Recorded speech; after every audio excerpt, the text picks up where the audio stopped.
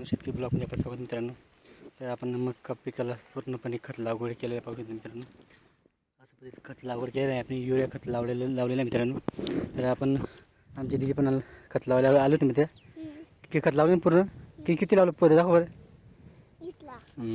हे पूर्ण लावून घेतलेले युरिया खत पाहू शकतो मित्रांनो. कारण की बऱ्याच दिवसापासून आपण पाऊस सुरू असल्यामुळे तर आपण आता खत लावायला टाईम भेटला.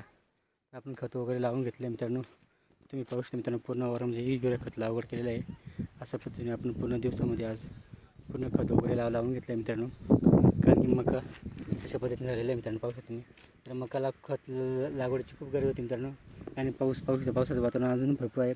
पाऊस केव्हा येऊ शकतो मित्रांनो. पाऊस बंद नाही जे थोडं बऱ्याच दिवसामध्ये येत जात राहील पाऊस. म्हणून चांगले मित्रांनो, पाऊस येत जात राहिलं पाहिजे. म्हणजे डायरेक्ट उन्हाळ्यासारखं ऊन पडलं नाही पाहिजे, पाणी यायला पाहिजे. कारण की पिकांना पण थोडंसं ऊन थोडंसं पाणी असं राहिलं पाहिजे. दोघं सारखे पाहिजे मित्रांनो. ऊन पण पाहिजे, पाऊस पण पाहिजे आणि दोघं असं समान पाहिजे मित्रांनो. म्हणजे तेव्हा पिकं वगैरे चांगले राहतात.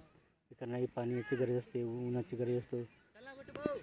चला मित्रांनो, पाहू शकता नाही अशा पद्धतीने आपण नानी दिदी हा ना पाहू शकता. अशा पद्धतीने खत लागवड करून आपण बाकीच्या माणसाचं चाललं आहे घरी मित्रांनो. तर अशा पद्धतीने पाहू शकता.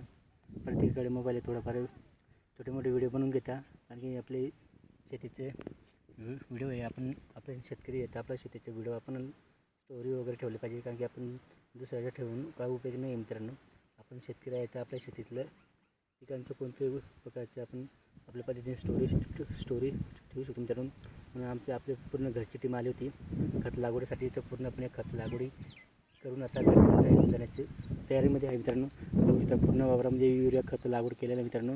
अशा पद्धतीने आपण दिवसभरात पूर्ण आपण कामं आपण करून घेतो मित्रांनो. व्हिडिओ आवडल्यास लाईक शेअर नक्की करा आणि आमच्या चॅनलला नवीन असाल तर एकदा अवश्य भेटा मित्रांनो. जय जवान जय किसान.